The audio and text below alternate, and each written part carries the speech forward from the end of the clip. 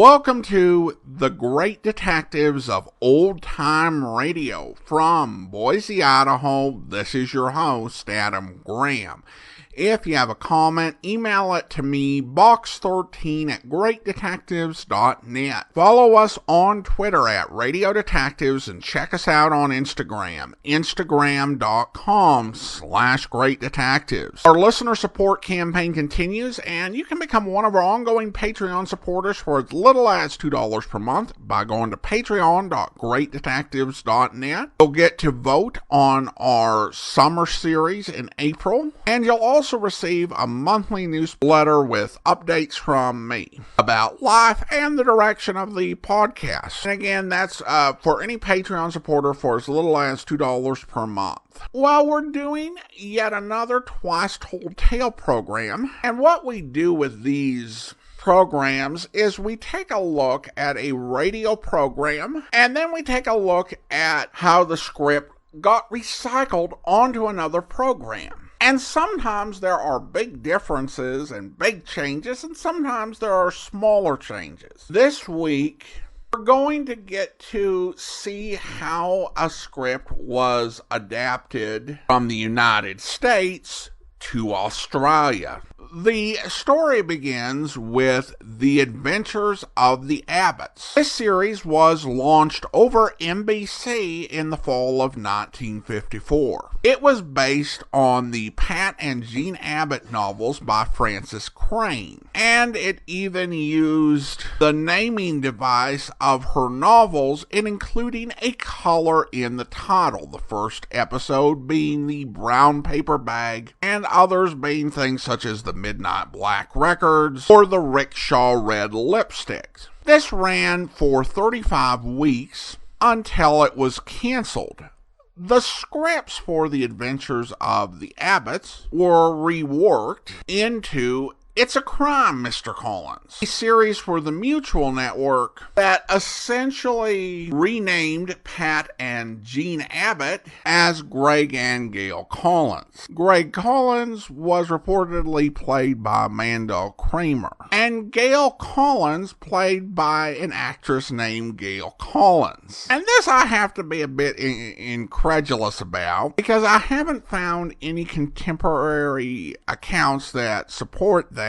Plus, I can't find any famous actress or radio actress who went by the name Gail Collins. Now, the name Gail Collins is famous as a New York Times opinion columnist. However, Miss Collins not only doesn't have a record as a radio actress, but was 10 years old when It's a Crime, Mr. Collins began airing over the Mutual Broadcasting System. That said, it aired for 24 weeks before being canceled. And then the series went to Australia, with Keith Eden and Mary Disney starring as Mr. and Mrs. Collins. And that series lasted for 52 weeks, beginning on March the 4th of 1957. It should be said that there are no episodes from the American run of It's a Crime, Mr. Collins, so we can't say how much, if at all, the scripts were changed by the time they were even considered for adaptation in Australia.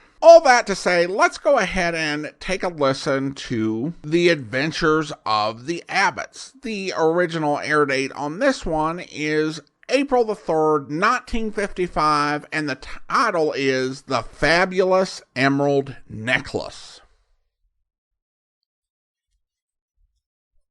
After all, if a girl wears a dazzling necklace worth a fortune, should it make a man want to kiss her or kill her?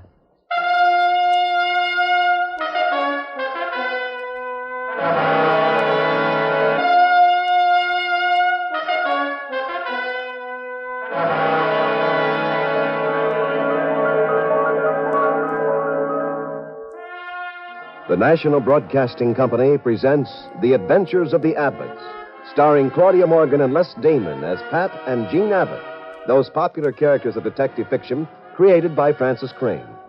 NBC invites you to join Pat and Jean each week at this time for an exciting adventure in romance and crime.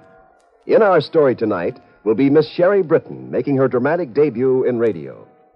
Now here is Claudia Morgan as Jean Abbott to set the stage for tonight's puzzle in murder. A story entitled The Fabulous Emerald Necklace.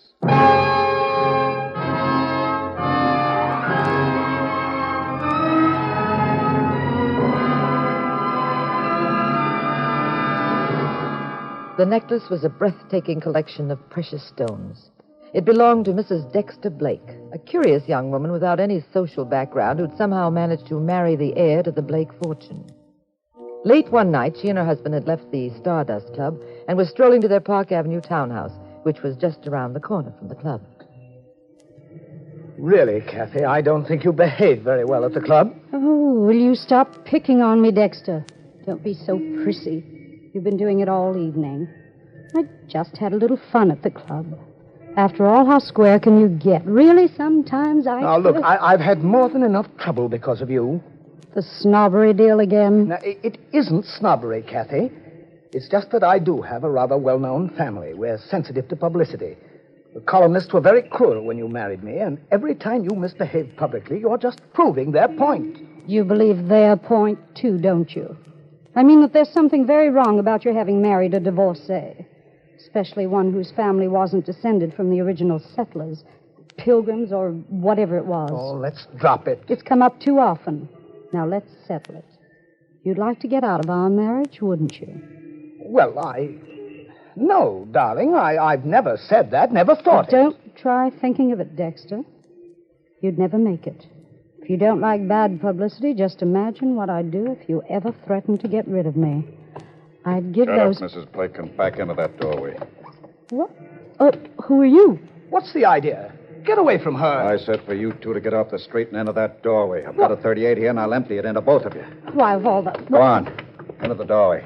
That's it. Now I'll take that necklace of yours, Mrs. Blake. Cheap hoodlum. You think you can get away with this just because you're waving that gun? Why, I... That's it, Mrs. Blake. I'll take the necklace. Thank you. You give me that necklace? Take your hands off me. Police! Police! I told you not to do that. I told you. Come back here, you! Oh, Dexter. Dexter, he's dead. He's dead.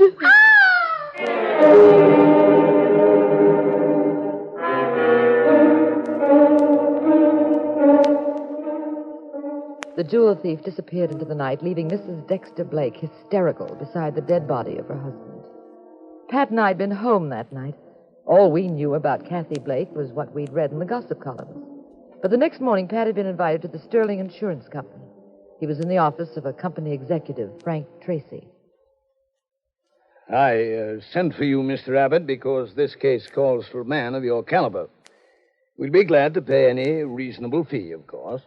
Is this a reasonable case, Mr. Tracy? Well, frankly, it's rather difficult. That's why I'd rather you handle this case than any one of our routine investigators.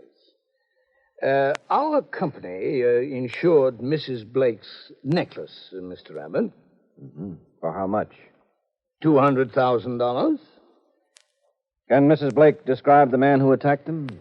Well, she's quite vague about it, but something very fascinating came to me in the mail this morning. Oh, what is it? A note from the killer. May I see it? Mm-hmm. You'll notice, of course, that it's been written very much like a ransom note in a kidnapping.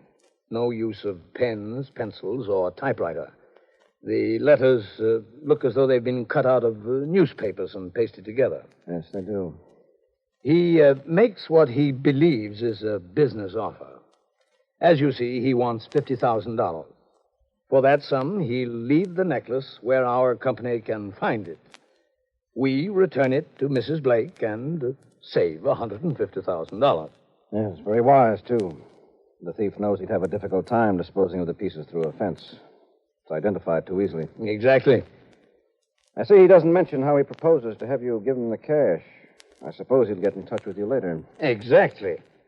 Now, couldn't we trap him by promising to pay off at a certain place and at a certain time? I doubt it. Nobody would try a swindle like this without planning it very carefully. Well, then what do we do? I'd like to talk to the dead man's wife. All right. I'll arrange for you to meet Mrs. Blake. Oh, and you'd better have your guard up. She's very beautiful and very clever. I think of her as a kind of Lucrezia Borgia. Oh, really? Yes, especially for one reason. And what's that? Lucrezia murdered her husband.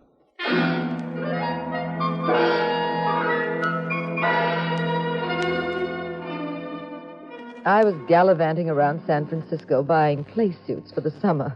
A very innocent cherub indeed. And that husband of mine was closeted in a private office with Mrs. Dexter Blake. Mrs. Blake, you say you hardly saw this man who shot your husband? Well, it was very dark, Mr. Abbott. He pushed us away from the lamppost into the doorway. I could just see his shadow. How tall was the shadow? Average height. It's very difficult for me to be accurate. I was terribly excited. I didn't notice details. Well, if you couldn't see very well, you could hear. How about his voice? Rather odd, come to think of it. He didn't sound like the usual gangster. Seemed rather cultured. Mm-hmm. That all the information you can give me? I'm afraid so. Sorry I'm not being very helpful. Well, unfortunately, Mrs. Blake, these cases often lead to our having to ask embarrassing questions, probing into the darker corners of people's lives. Go right ahead. Were you getting along well with your husband? Oh, I suppose so. How well do people get along after they've been married quite a while? I'm not a philosopher, Mrs. Blake, just a detective. Did you have reason to believe your husband was, mixed up in any activity he'd rather you didn't know about? Is that your diplomatic way of saying, was there another woman? I don't think so. I don't follow you, Mr. Abbott. I wear a necklace, a very expensive one. Some thief holds us up, becomes excited, shoots my husband. And you're making a whole French novel out of it. Yes, because, Mrs. Blake, very often what looks like a simple holdup or assault or what have you is actually more complicated than it appears. It's often a cover-up for something more deeply motivated. I am not a woman of very deep motivations. My interests and desires are normal and obvious. As for my late husband... Yes? Dexter was not a man of many dimensions either. Just folks, huh? With a few $1 million.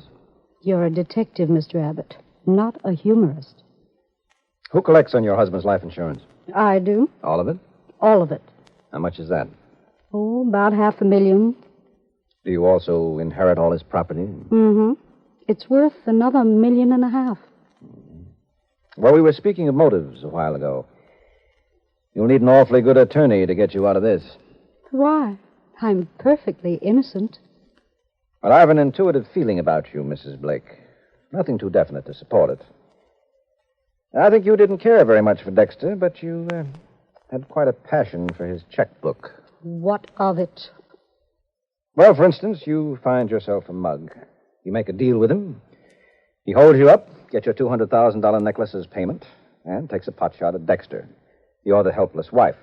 Dexter's a very dead pigeon. You come into Dexter's money, the mug disappears with his $200,000. Very nice.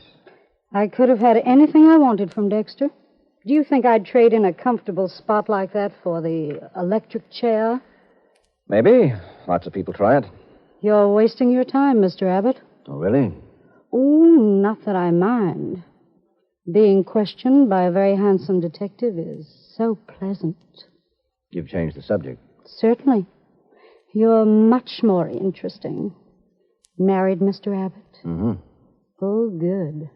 That makes it more fun. Well, haven't you had enough entertainment these past few days? Not of the right kind. You wrote my phone number in your notebook. Will you call me? What for? Why, you amaze me, Mr. Abbott. Some men have to be told everything.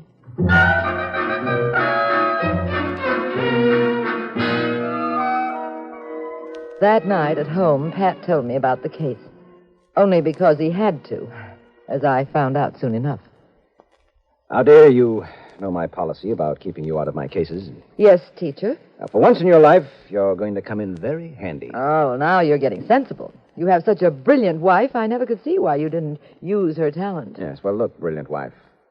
There's a way to get at this guy who likes emeralds and target practice with millionaires. Well, how do you do it? With a decoy duck. That me? Mm-hmm. Oh, what do I do? We buy you a necklace. Oh, this gets better all the time. We buy you a cheap necklace. You and Jack Benny, huh? We get our friend Nick Scudder to put a line in his column about the gal who's always at the Stardust Club wearing a sensational necklace. That ought to start our boyfriend, who likes sparklers, chasing around after you. And he'd try to pick you up at the club. But I'm hard to get, huh? No, easy, very easy. This wouldn't be typecasting, would it? Now, to get the jewels you'll be wearing, he'll have to get you alone. So he'll probably ask you to his place. You'll both go outside and get a cab. Pat Abbott, do you mean to say you're actually suggesting that I go to a nightclub, make a picture to kill her, and then take a taxi ride alone with him? Well, it'll be a special kind of cab. What's special about it? I'll be driving it. Sounds like quite a Halloween party. Well, it might not turn out to be so jolly, dear. That's what I don't like about my little scheme. You see, somebody in this deal might What?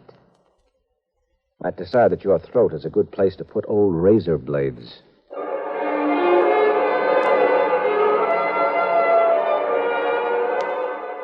We bought a flashy-looking necklace. Nick Scudder plugged away in his column about, quote, the mysterious gal seen every night at the Stardust Club with a rock-studded horse collar that could pay the national debt, unquote. Outside the club a few nights later, Pat was at the wheel of a taxi. I was inside the club, sitting alone at the bar. A very oily-looking Joe came over to me, smiled, and, well, I knew this was our man. I fluttered my eyelids in the best Hollywood manner, and we were off to the races.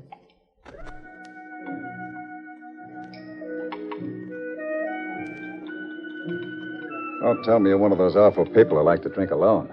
No. I'm just new in town, and I haven't made friends yet. Well, you've made one now. My name's Al Francis. Oh, mine's Jean. Mind if I join you for a drink? Not at all. Do you always play the big bad wolf with all the Red Riding Hoods who come here? Just the beautiful ones. They fascinate me for more reasons than one. What do you mean? I'm psychic about them. I'll take you, for instance. I'll make a guess. I'd say you were married to a very wealthy man, much older than you are. You're sick of him. You're bored. You've come here for some excitement. Go on. That much was a guess. Now I'll tell you something I'm very sure of. You're looking for excitement, Lovely. You're shopping at the right counter.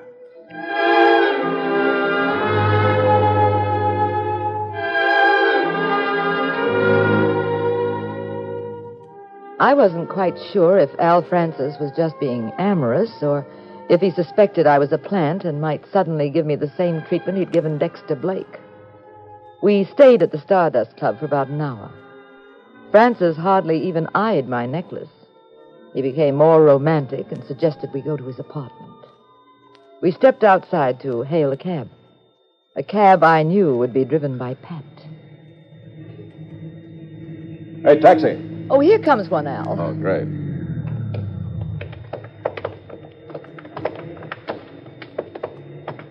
Go ahead, Gene. Step in.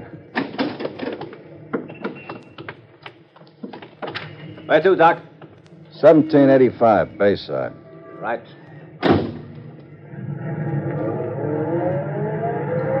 Nice to be alone for a while, huh, Gene? Just the two of us? Mm-hmm. Gene, every minute I was in the club, I wanted to kiss you. Oh, Al, the driver can see it. Why does he care? Come here. Oh, Gene. Did you say 1785 Bayside? Yes, I did. Okay. Look at those stars up there, Gene. See? Through the window. We mustn't let them go to waste. Just one kiss. Come close to me. Closer. Oh. Hey, Doc. I don't think there is any 1785 Bayside. I have reason to think there is, driver. You see, I've been living there for 9 years. Oh, okay. Gene, honey, I never thought I'd be lucky enough to meet anyone like you. I always used to say to myself, deep in my heart. Al, I said... Hey, you think the Yankees got a chance this year? Look, friend, just drive the car. Okay, Doc. When you walked into the Stardust Club, Gene, I thought for a while that someone might be with you. Then I realized you were alone. It took a lot of courage to go over to you. I don't know what I'd done if you turned me down. We're together now. That'll be 45 cents. Thanks. Come on, Gene. Al, I've sort of a headache. I've got just a thing for it. Come on. No, really, I think I'd better keep the cab and go home. I'm so tired. You'll feel better when we get upstairs. I have some turkey on ice and a bottle of rice. Yes, but thanks. Don't disappoint me. Just for a few minutes. We can... Go on, Bud. You heard the lady. She wants to go home. Who asked you to get into this? I invited myself. You know, I met some fresh cab drivers in my day, but you... Look, the lady has a headache. So she's going home now. Oh, you're going to get real cute about this, aren't you? Good night, pal. I'd love to knock your teeth down your Oh, throat. Al, don't start a fight with him, please. Oh, come on, Bud. Let's play rough. I don't like your face. I think I could fix it up a little. Well, Al, please. No one must know you and I are... All right, Gene, all right. I'll call you tomorrow. What's your number? Just meet me at the club. Same time as tonight. Fine. Bye, Gene. Bye.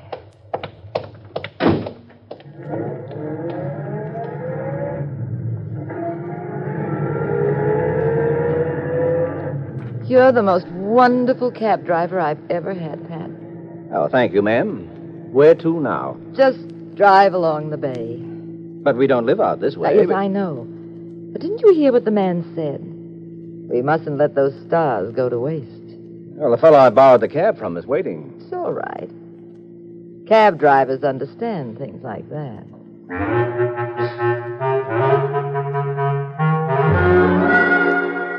The next morning, Pat was just leaving his office. He was on his way to see Frank Tracy. Come in. Good morning, Mr. Abbott.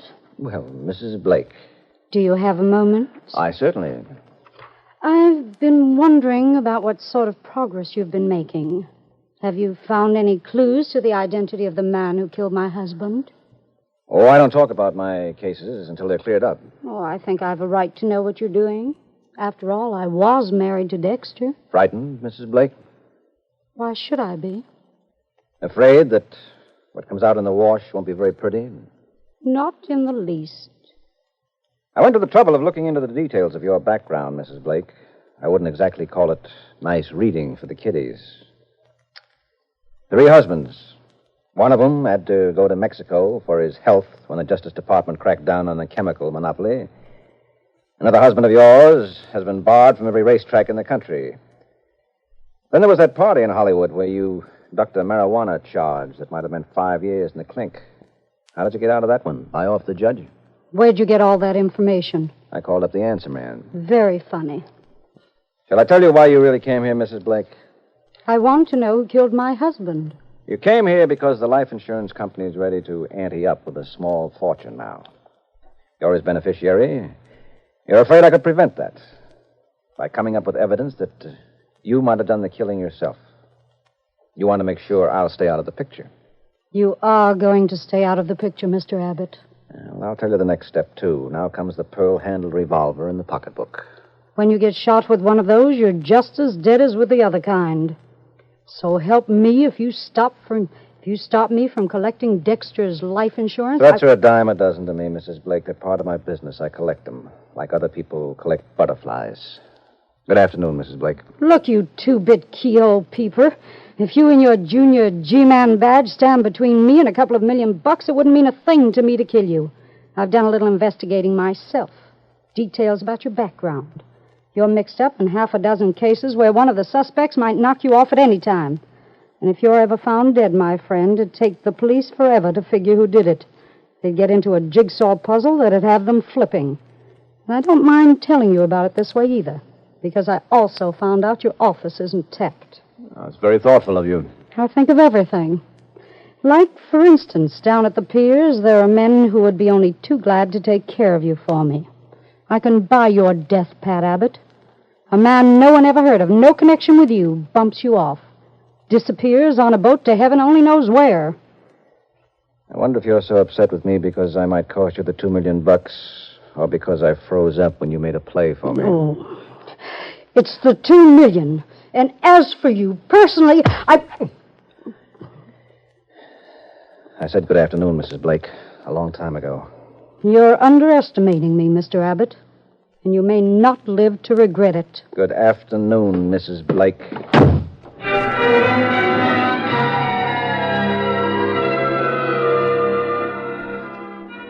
That little interruption over, Pat went on to the insurance company's office to see Frank Tracy. Now, Mr. Tracy, I think I've got your man. Really? Mm-hmm. Who is he? He lives at 1785 Bayside. Smooth-looking chap, tall, thin, dresses very well. Oh. How did you do it? Did you see the necklace? How can you be sure? I arranged a trap for him. Got him to go after a necklace my wife purposely wore to the Stardust Club. I see. Well, what are we waiting for? Why don't we... No. If we sail in and grab him now, we won't have much evidence to hold him on. We've got to give him more rope. He's seeing my wife again tonight. Is he connected with Kathy Blake, as I suspected? Well, it's hard to tell. But give me another 24 hours. I think we'll strike oil. You mean we can arrest him within 24 hours? Probably. Excellent, Mr. Abbott, excellent. Now, do be careful. Francis is liable to be very slippery. Oh, how about Mrs. Blake? Do we just let her wander around? Yeah. Remember the nursery rhyme about the lost sheep? Leave them alone, and they'll come home.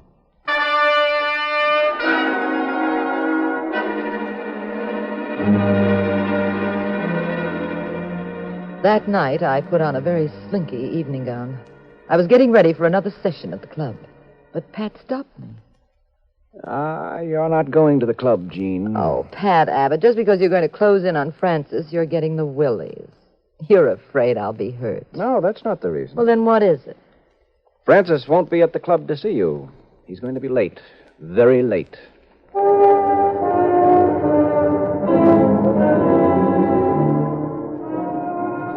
I couldn't follow Pat's reasoning at the moment. But, as I learned later, Francis was at home just then, having a visitor. 1 second. Sorry to keep you waiting. What are you doing here? Why the gun? I didn't make any mistakes. Put down the gun. Put down the gun. You did make a mistake, Al. No, Tracy, no. I did everything you said. But I told you not to kill anyone, Al. Blake tried to stop me. He started screaming for the police. Then you should have beat it. Well, you told me... Where is the necklace? It's in the dresser drawer. Here, I'll get it for you. Here's the necklace. Thank you, Al. Lovely, isn't it? I didn't mean to kill Blake. I just wanted to shut him up. I just meant to hit him in the leg. You were very careless. They're not too close to me, are they? Now, Dick, you hide. Where is he? Who is he? Abbott? He's very close, Al. Too close for comfort. Well, what do we do? Oh, the answer is simple. Well, can you get me out of here? Get me out of the country, maybe? Till things cool off? No, Al. Well, then, give me my cut on the necklace. I know some people. They'll help. With 25 grand, I can travel fast. You're not getting any money. Well, then what? It's terribly dangerous for me to have you alive, Al. You get rattled too easily. You might say something that would be very embarrassing to now, me. wait, Tracy. Listen to me. I don't want to cut. I wouldn't sing to Abbott. I'll go away. That's all I want. I want to get away. You've got to let me. Sorry, Al. It would be stupid of me to let you go. Wherever you are, you're a potential threat to me. Now, we're wasting time. No, don't shoot, Tracy. Don't shoot. Don't! Drop the gun, Tracy. What? Abbott! Ow! My hand! Keep away from that window, Al. Oh. I've got more bullets and I like playing rough, remember? You're the cab driver. That's right. I overheard your conversation, Tracy. Al wasn't half as careless as you were. Look, maybe we can make a deal, Abbott. What do you say? How about a deal? Your company had a very high recovery rate on jewelry, Tracy. And you insisted on not working with the police. That seemed kind of strange. But you clinched it yourself the last time we talked. When I told you I'd found our man, you said Francis is liable to be very slippery. I'd never mentioned his name, Tracy. Look, I've got plenty of money, Abbott. Make it worth your while to forget this. I purposely told you I wasn't closing in on Al for 24 hours. I knew you'd come in here to see him. Now get up, Tracy. How's 10,000 cash right now? Stand up. 15,000. I said stand up. You too, Al. I've got the same taxi waiting, Francis. The one we were in before. But this time we'll all have a nice, quiet, smooth ride. This time we'll have a police escort.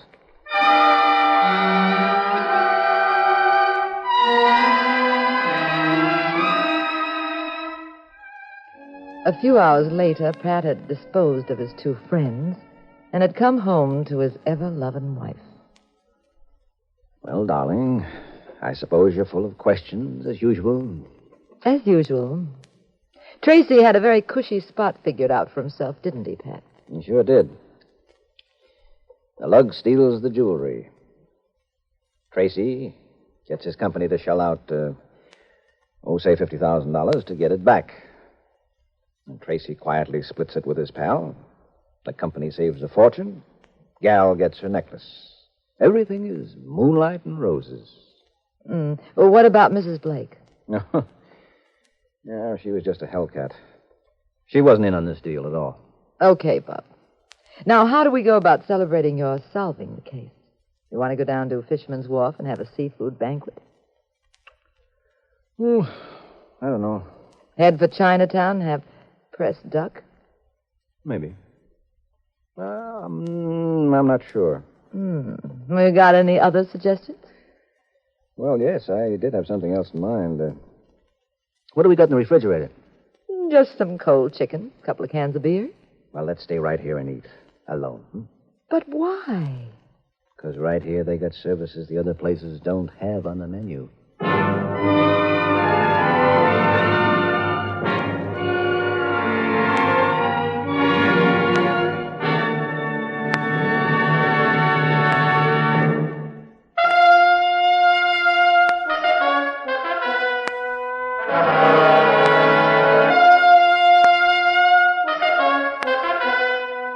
The National Broadcasting Company has presented The Adventures of the Abbotts, starring Claudia Morgan and Les Damon as those popular personalities of detective fiction, Pat and Jean Abbott, created by Francis Crane. In our story tonight, Miss Sherry Britton portrayed the role of Kathy Dexter. Others in the cast were Everett Sloan and Santos Ortega. The Adventures of the Abbotts was written by Howard Merrill. Original music composed and conducted by Dewey Bergman. Produced by Ted Lloyd and Bernard L. Schubert. Directed and recorded by Harry Frazee. And now this is Wayne Howell inviting you to join us next week, same time, same station, for another exciting adventure in crime with Pat and Jean in The Adventures of the Abbotts. This is the United States Armed Forces Radio and Television Service.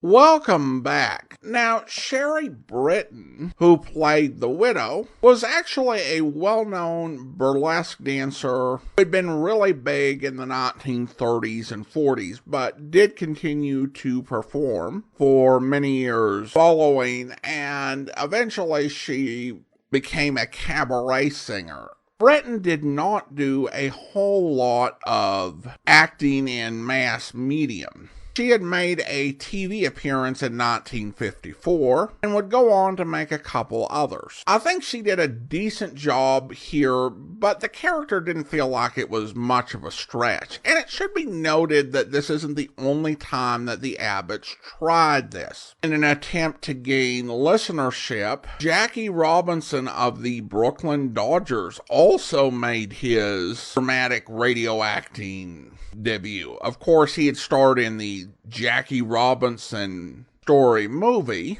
but this was the first time playing a character who was not himself. Now, as to the story, I think Pat's plan has a big flaw in it, in that I don't think that he really could have an idea that the robber would be hanging around and compulsively looking for other jewels to steal.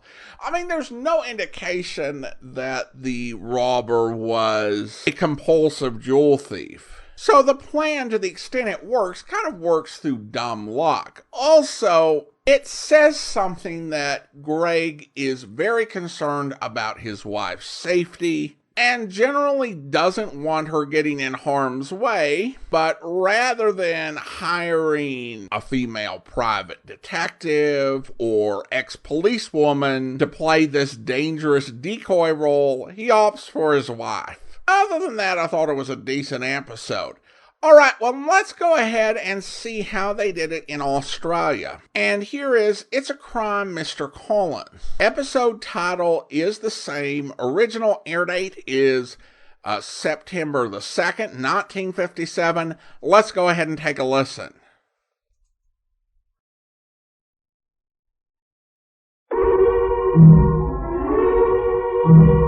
It's a crime, Mr. Collins. It surely is. After all, if a girl wears a dazzling necklace worth a fortune, should it make a man want to kiss her or kill her? That was a question I had to ask myself when my husband gave me a very dangerous job to do. Oh, by the way, my husband's Greg Collins, a famous detective. Yes, I'm Gail Collins, and I'll be back in a minute to set the stage for our puzzling crime. It's a crime, Mr. Collins. And tell me, Gail, what have you called this case? The fabulous emerald necklace, Mort. Sounds interesting. Did you wear this fabulous necklace? No, Mort. The one I wore was a fake. But there was a genuine necklace. Oh, sure. It was worth $200,000. I think you better start telling your story, Gail. Okay, Mort, I will. The real necklace was a breathtaking collection of precious stones. It belonged to Mrs. David Blaine, a curious young woman without any social background who had somehow managed to marry the heir to the Blaine fortune. Late one night, she and her husband had left the Stardust Club and were strolling to their Park Avenue townhouse, which was just around the corner from the club. Really, Cora, I don't think you behaved very well at the club. Will you stop picking on me, David? Don't be so prissy. You've been doing it all evening. I just had a little fun at the club. After all, how square can you get? Really, sometimes Shut up, Mrs. Blaine. I'm back into the doorway. What? Who are you? What's the idea? Get away from her. I said you two get off the street and into the doorway. I've got a 38 here, and I'll empty it. Right into both of you. Why, of all... Go on, into the doorway. That's it. Now, I'll take that necklace of yours, Mrs. Blaine. Keep hoodlum. You think you can get away with this just because you're waving that gun? Why? That's it, Mrs. Blaine. I'll take the necklace. Thank you. Give me that necklace. Take your hands off me. Police! Police! I told you not to do that. I told you. Pete! Come back here, you! David! David! He's dead! He's dead! The jewel thief disappeared into the night, leaving Mrs. David Blaine hysterical beside the dead body of her husband. Greg and I had been home that night. All we knew about. But the next morning, Greg was sent for by the Sterling Insurance Company. He was in the office of the company executive, George Trent. I sent for you, Mr. Collins, because this case calls for a man of your caliber. We'll be glad to pay any reasonable fee, that's all. Is this a reasonable case, Mr. Trent? Well, frankly, it's rather difficult. That's why I'd rather you handle this case than one of our routine investigators. Our company insured Mrs. Blaine's necklace, Mr. Collins. For how much? $200,000. Can Mrs. Blaine describe the man who attacked him? She's quite vague about it. But something very fascinating came to me in the mail this morning. Mm-hmm. What is it? A note from the killer. A message? You'll notice, of course, that it's been written very much like a ransom note in a kidnapping. No use of pens, pencils, or typewriter. The letters look like they've been cut out of newspapers and pasted together. Yeah. He makes what he believes is a business offer. As you see, he wants $50,000. For that sum, he'll leave the necklace where our company can find it. We return it to Mrs. Blaine and save $150,000. And very wise, too. The thief knows he'd have a difficult time disposing of the pieces through a fence. It's identified too easily. I see he doesn't mention how he proposes to have you give him the cash. I suppose he'll get in touch with you later. Exactly. Now, couldn't we trap him by promising to pay off at a certain place and at a certain time? No, I doubt it. Nobody would try a swindle like this without planning it very carefully. Then what do we do? I'd like to talk to the dead man's wife. I'll arrange for you to meet Mrs. Blaine. Oh, and you'd better have your guard up. She's very beautiful and very clever. I think of her as a kind of Lucrezia Borgia. Really? Especially for one reason. What's that? Lucrezia murdered her husband. I was gallivanting around San Francisco buying play suits for the summer. A very innocent cherub indeed. And that husband of mine was closeted in a private office with Mrs. David Blaine. Blaine, you say you could hardly see this man who shot your husband. It was very dark, Mr. Collins. He pushed us away from the lamppost into the doorway. I could just see his shadow. How tall was the shadow? Average height. It's very difficult for me to be accurate. I was terribly excited. I didn't notice details. But if you couldn't see very well, you could hear. How about his voice? Rather odd, come to think of it. He didn't sound like the usual gangster. It seemed rather cultured. Is that all the information you can give me? I'm afraid so. Sorry I'm not being helpful. Unfortunately, Mrs. Blaine, these cases often lead to our having to ask embarrassing questions, probing into the darker corners of people's lives. Go right ahead. Were you getting along well with your husband? I suppose so. How well do people get along after they've been married quite a while? I'm not a philosopher, Mrs. Blaine, just a detective. Did you have any reason to believe your husband was, mixed up in any activity he'd rather you didn't know about? Is that your diplomatic way of saying with another woman? I don't think so. I don't follow you, Mr. Collins. I wear a necklace, a very expensive one. Some thief holds us up, becomes excited, shoots my husband. You're making a whole French novel out of it. Because, Mrs. Blaine, very often what looks like a simple hold-up or assault or what have you is actually more complicated than it appears. It's often a cover-up for something more deeply motivated. I'm not a woman of very deep motivations. My interests and desires are normal and obvious. As for my late husband... Yeah? David was not a man of many dimensions either. Just folks, huh? With a few $1 million. You're a detective, Mr. Collins, not a human. Who collects on your husband's life insurance? I do. All of it? All of it. How much is that? About $500,000. You also inherit all his property? Yes. It's worth another $1.5 million. We were speaking of motives a while ago. You need an awfully good attorney to get you out of this. Why, I'm perfectly innocent. I have an intuitive feeling about you, Mrs. Blaine. Nothing too definite to support it. I think you didn't care very much for David, but you had quite a passion for his checkbook. What of it? Well, for instance, you find yourself a mug. You make a deal with him. He holds you up. Gets your $200,000 necklace as payment. And takes a pot shot at David. You're the helpless wife. David's a very dead pigeon. You come into David's money.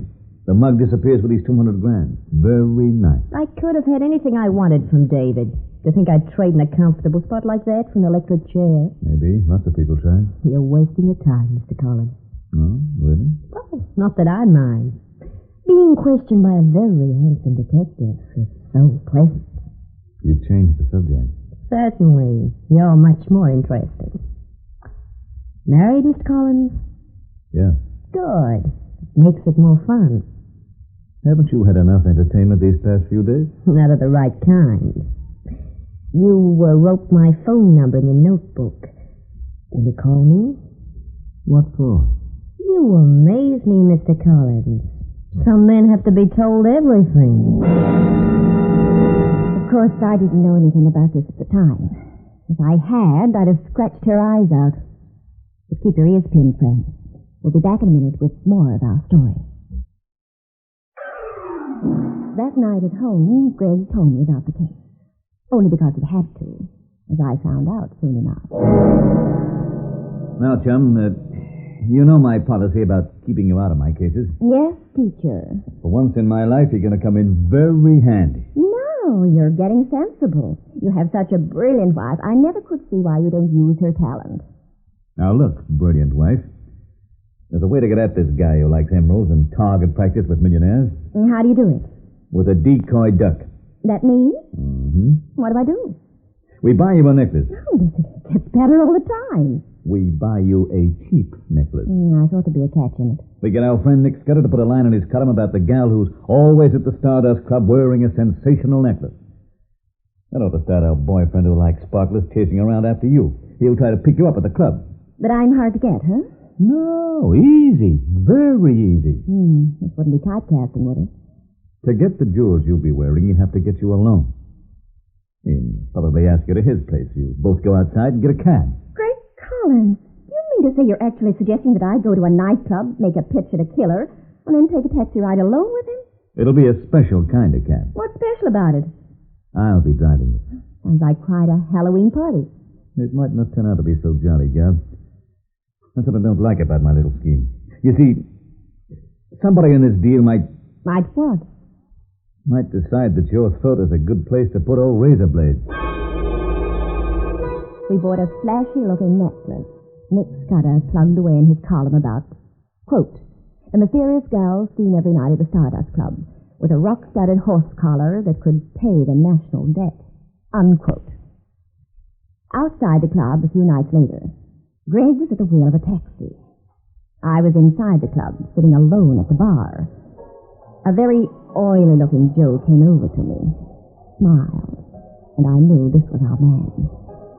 I fluttered my eyelids in the best Hollywood manner, and we were off to the races. Don't tell me you're one of those awful people who like to drink alone. No, I'm just new in town and haven't made friends yet. You've made one now. My name's Ben Fasoli. Mine's Gail. Mind if I join you for a drink? Not at all. Do you always play the big bad wolf with all the Red Riding Hoods who come here? Just the very beautiful ones? They fascinate me for more reasons than one. What do you mean? I'm psychic about them. Take you, for instance. I'll make a guess. I'd say you're married to a very wealthy man, much older than you are. You're sick of him. You're bored. You've come here for some excitement. Go on. That much was a guess. Now I'll tell you something I'm very sure of. If you're looking for excitement, lovely, you're shopping at the right counter.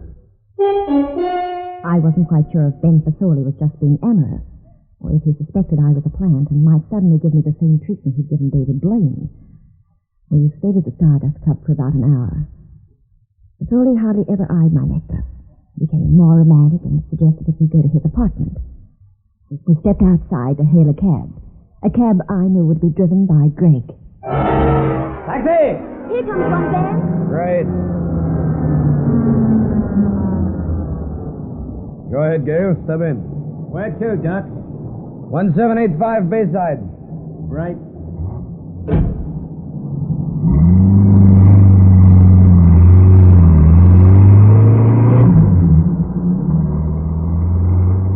Nice to be alone for a while, huh, Gail? Just the two of us? Uh-huh. Gail, every minute I was in the club, I wanted to kiss you. Ben, the driver can see us. What does he care? Come here. Oh, Gail, Did you say 1785 Bayside? Yes, I did. Okay. Gail, look at those stars out there. You see through the window? We mustn't let them go to waste. Just one kiss. Come close to me. Closer, Gail. I don't think there is any 1785 Bayside. I have reason to think there is, driver. You see, I've been living there for 9 years. Okay. Gail, honey, I never thought I'd be lucky enough to meet anyone like you. I always used to say to myself, deep in my heart, Ben, I You said... think the Yankees have a chance this year? Look, friend, just drive the car. Okay. And then when you walked into the Stardust Club, Gail, I thought for a while that someone might be with you. Then I realized you were alone. Took a lot of courage to come over to you. I don't know what I'd have done if you'd turned me down. But we're together now.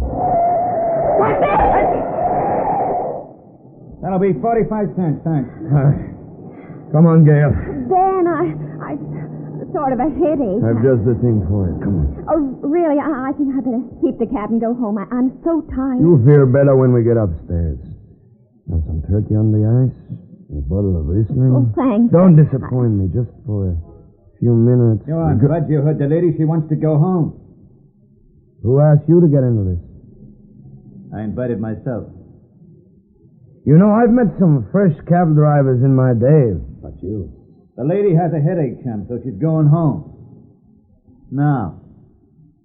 You're going to get real cute about this, aren't you? Good night, pal. I love to knock your teeth down your throat. Ben, don't start a fight with him, please. Come on, bud, let's play rough. I don't like your face. I think I could fix it up a little. Why, you... Ben, please. No one must know you and I. Oh, all right. Oh, all right, Gail. I'll call you tomorrow. What's your number? Oh, just meet me at the club. Same time as tonight. Fine. Goodbye, Gail. Bye.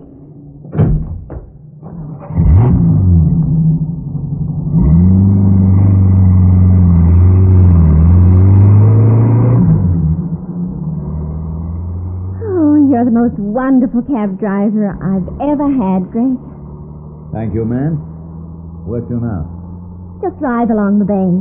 But we don't live out this way. I know, but didn't you hear what the man said? You mustn't let those stars go to waste. The fellow I borrowed the cab from is waiting. All right. Cab drivers understand things like that. The next morning, Greg was just leaving his office. He was on his way to see George Trent. Well? Good morning, Mr. Collins. Mrs. Blaine. Do you have a moment? Certainly. I've been wondering about what sort of progress you've been making. Have you found any clues to the identity of the man who killed my husband? I don't talk about my cases until they're cleared up. I think I have a right to know what you're doing. After all, I was married to David. Frightened, Mrs. Blaine? Why should I be? Afraid that what comes out in the wash won't be very pretty? Not in the least. I went to the trouble of looking into the details of your background, Mrs. Blaine. I wouldn't exactly call it nice reading for the kiddies. Shall I tell you why you really came here, Mrs. Blaine? I want to know who killed my husband. Mrs. Blaine, you came here because the life insurance company's ready to ante up with a small fortune now. You're his beneficiary. You're afraid I could prevent that by coming up with evidence that you might have done the killing yourself. You want to make sure I'll stay out of the picture. You are going to stay out of the picture, Mr. Collins. I'll tell you the next step, too. Now comes the pearl-handled revolver in the pocketbook. When you get shot with one of those, you're just as dead as with the other kind. So help me if you stop me from collecting David's life insurance. Threats are a dime a dozen to me. They're part of my business. I collect them like other people collect butterflies. Good afternoon, Mrs. Blaine. Look, you two-bit keyhole peeper. If you and your junior G-Man badge stand between me and a couple of $1 million, it wouldn't mean a thing to me to kill you. I wonder if you're so upset with me because I might cost you the $2 million. Or because I froze up when you made a play for me. It's the $2 million. As for you personally... I said good afternoon, Mrs. Blaine, a long time ago. You're underestimating me. You may not live to regret it. Good afternoon, Mrs. Blaine. Eggs, said Mrs. Blaine. And you know that corny bit about hell having no fury like a woman scorned. Well, sit tight. In just a minute, we'll bring you the climax of the case. That little interruption over, Greg went on to the insurance company's office to see George Trent. I think I've got your man, Mr. Trent. Really? Who is he? He lives at 1785 Bayside. Smooth-looking chap. Tall, thin, dresses very well. How'd you do it? Did you see the necklace? How can you be sure? I arranged a trap for him. Got him to go after a necklace my wife purposely wore to the Stardust Club. Well, what are we waiting for? Why don't No. If we sail in and grab him now, we won't have much evidence to hold him on. We've got to give him more rope. He's seeing my wife again tonight. Is he connected with Cora Blaine, as I suspected? It's hard to tell. But give me another 24 hours, and I think we'll strike oil. You mean we can arrest him within 24 hours? Probably. Excellent, Mr. Collins, excellent. And now do be careful. The soul is liable to be very slippery. Yeah, how about Mrs. Blaine? Do we just let her wander around? Yeah. Remember the nursery rhyme about the lost sheep? Leave 'em alone and they'll come home. That night, I put on a very slinky evening gown. I was getting ready for another session at the club. But Greg stopped me. You're not going to the club, Gail? Greg Collins, just because you're going to close in on Fasoli, you're getting a willies. You're afraid I'll be hurt. That's not the reason. Then what is it? Fasoli won't be at the club to see you. He's going to be late. Very late. I couldn't follow Greg's reasoning at that moment. But as I learned later, Fasoli was at home just then, having a visitor. 1 second. Sorry to keep you waiting. What are you doing here, Trent? Why the gun? I didn't make no mistakes. Put down the gun. Put down the gun. You did make a mistake, Ben. No, Trent. No, I did everything you said. But I told you not to kill anyone, Ben. Blaine tried to stop me. He started screaming for the police. And you should have beat it. You told me to... the necklace? In the dresser drawer. Here, I'll get it. Here. Here's the necklace. Thank you, Ben. Lovely, isn't it? I didn't mean to kill Blaine. I just wanted to shut him up. I just meant to hit him in the leg. You're very careless. They're not close to me, are they? You know that Dick you hired? Where is he? Who is he? Collins. He's very close, Ben. Too close for comfort. Oh? What will he do? The answer's simple. Can you get me out of here? Get me out of the country, maybe? Till things cool off? No, Ben. Then give me my cut on the necklace. I know some people. They'll help. With 25 grand, I can travel fast. You're not getting any money. Then what it's terribly dangerous for me to have you alive, Ben. You get rattled too easily. You might say something that'd be very embarrassing. No, wait, Frank. Wait, listen to me. I don't want to count. I wouldn't sing to Collins. I'll go away. That's all I want. I want to get away. You've got to let me. Sorry, Ben. It'd be stupid of me to let you go. Wherever you are, you're a potential threat to me. We're wasting time. No, don't shoot, Trent. Don't shoot. Don't! Drop the gun, Trent. Collins. My hand. Keep away from that window. I have more bullets and I like playing rough, remember? You're the cab driver. That's right. I overheard your conversation, Trent. Ben wasn't half as careless as you were. Maybe we can make a deal, Collins. What do you say? How about a deal? Your company had an awfully high recovery rate on jewelry, Trent. And you insisted on not working with the police. That seemed rather strange. But you clinched it yourself the last time we talked. When I told you I'd found our man, you said Fasoli's liable to be very slippery. But I'd never mentioned his name. I got plenty of money, Collins. Make it worth your while to forget this. I purposely told you I was closing in on Ben for 24 hours. I knew you'd come here to see him. Get up. How's 10,000? Cash right now. Stand up. 15,000. I said stand up. You too, Ben. I have that same taxi waiting for Zoli, the one we were in before. But this time we'll all have a nice, quiet, smooth ride. This time we have a police escort. A few hours later, Greg had disposed of his two friends and had come home to his ever-loving wife. Well, I suppose you're full of questions, as usual, Gail. As usual. Trent had a very cushy spot figured out for himself, didn't he, Greg? Surely. The lug steals the jewelry. Trent gets his company to shell out, say, $50,000 to get it back. Trent quietly splits it with his pal. The company saves a fortune. The gal gets a necklace.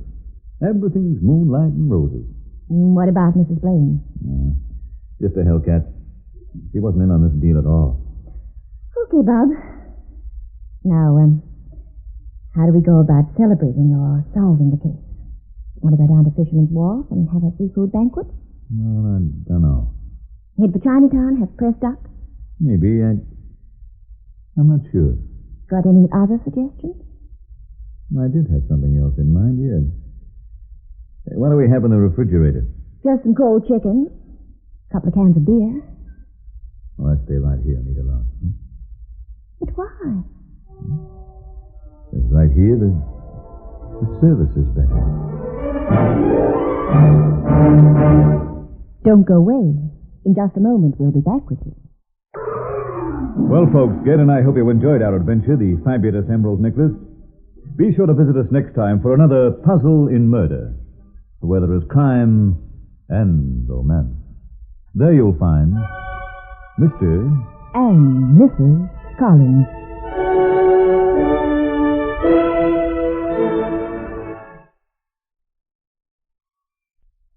Welcome back. Now, there were two changes that I noticed here. The first is that the part of the widow was reduced, particularly at the start of the story. Conversation between her and her husband ran for more than a minute on the Abbotts, but runs for about 30 seconds on It's a Crime, Mr. Collins. And also, the content is the same. There are some different idioms that are used. The other big difference is that when the widow has that first conversation where she flirts with Greg, Gail has a comment that isn't in the original, that she didn't know about the conversation, and if she had known about it, she would have scratched the lady's eyes out. Now, one thing I wonder, because when I played It's a Crime, Mr. Collins back in season 11, there were a lot of listeners who didn't like Gail and therefore did not enjoy the series, saying that she was too jealous. That kind of confused me since I didn't really get those complaints back when I played the Abbotts. But here we see that the jealousy is being amped up from what was in the Adventures of the Abbots. The one thing I wonder about is whether that sort of sentiment got inserted when the series went to Mutual or when the series went to Australia. We don't know, but that does give us a hint as to why the series had different reactions. Other than that, it really does seem that the two scripts kind of work beat for beat and often word for word. But the changes, particularly one of them, I think is kind of significant and may change how people feel about one series or the other. All right, well, now it's time to thank our Patreon supporter of the day. Thank you to Alexandra, Patreon supporter since September of 2016, currently supporting the program at the Master Detective level of $15 or more per month. Thank you so much for your support, Alexandra.